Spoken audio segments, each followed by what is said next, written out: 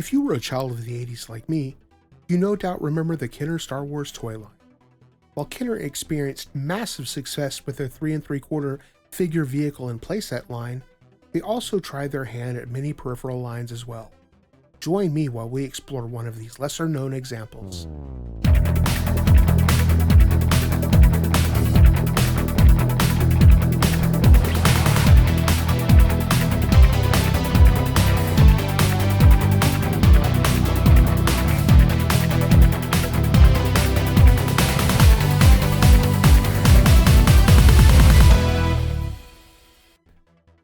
Aside from several games and various other Star Wars branded ephemera, throughout the overall run, Kenner released toys in multiple scales, anywhere from 1 to 72 with their micro collection line, to 1 to 6 with their large size action figures, and 1 to 1 with their roleplay toys.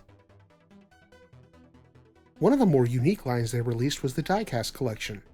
The first wave, released between 1978 and 79, consisted of the Landspeeder, Darth Vader's TIE Fighter, the white standard Imperial TIE, and Luke's X-Wing fighter. These were released similarly to the 3 3/4 action figures on a card back. The second wave consisted of more premium ships in window boxes.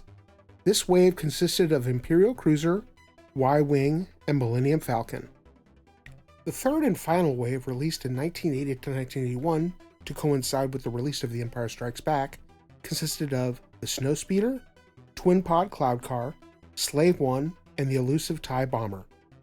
The Bomber is considered to be the rarest of the diecast line, as it has been purported to only be released in certain markets and on the tail end of the line. The Bomber was also released in premium window packaging, similarly to the Millennium Falcon, Imperial Cruiser, and Y-Wing.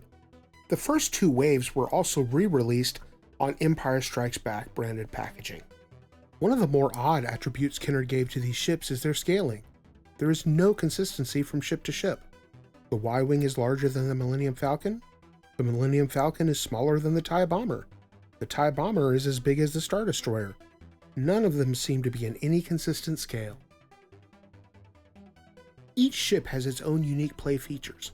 This mimics many other diecast toys in the same period released by companies such as Bandai, Takara, and Popey. It is entirely possible that Kenner released these ships as direct competition for these highly popular toys. Let's take a look at these ships and their various play features. The Millennium Falcon has a rotating turret and radar. It also features a functional landing gear. It is, however, devoid of the lower turret, which would have been a nice inclusion lending to its screen accuracy. There are also small molded-in depictions of Han and Chewie. Both the Darth Vader and standard Imperial TIE have removable pilots. Oddly, the standard TIE has Darth Vader as the pilot as well. The wings on both are also removable. I believe this is meant to simulate battle damage. The Landspeeder's only real play feature are small spring-loaded wheels, similar to its larger counterpart. However, these wheels do not retract. It also has small depictions of Luke and C-3PO.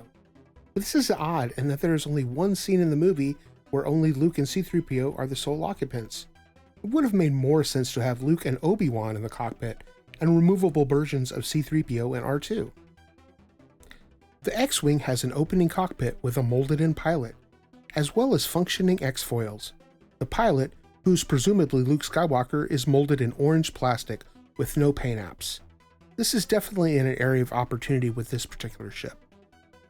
Similarly, the Snowspeeder has an orange plastic molded pilot as well. It also features a landing gear and rotating harpoon gun. The Y-Wing has a rotating turret, functioning landing gear, removable nacelles, a molded-in pilot, and with the press of a button it can drop its single bomb payload. This is one of my favorites in this line, as it does possess so many play features. The Slave One has a rotating turret, wings that rotate as the ship tilts, and a molded-in Boba Fett who's received a paint job, unlike Luke in his X-Wing and Snowspeeder. The Cloud Car is another that is a bit bereft of features, as it only has the landing gear. However, it does have two pilots that have both received paint jobs. The Star Destroyer, or Imperial Cruiser as it was originally named on its packaging, has a functioning docking bay on its underside, and a removable Tantive 4 accessory. And finally, the TIE Bomber has the removable wings feature similar to the other TIE fighters, However, the only other feature is a molded-in pilot that oddly appears to be a snowtrooper. The choice of the snowtrooper as the pilot is strange indeed. Another aspect to be aware of while collecting this line is that most of these ships you will find now will suffer from chip paint, and many times will be missing accessories.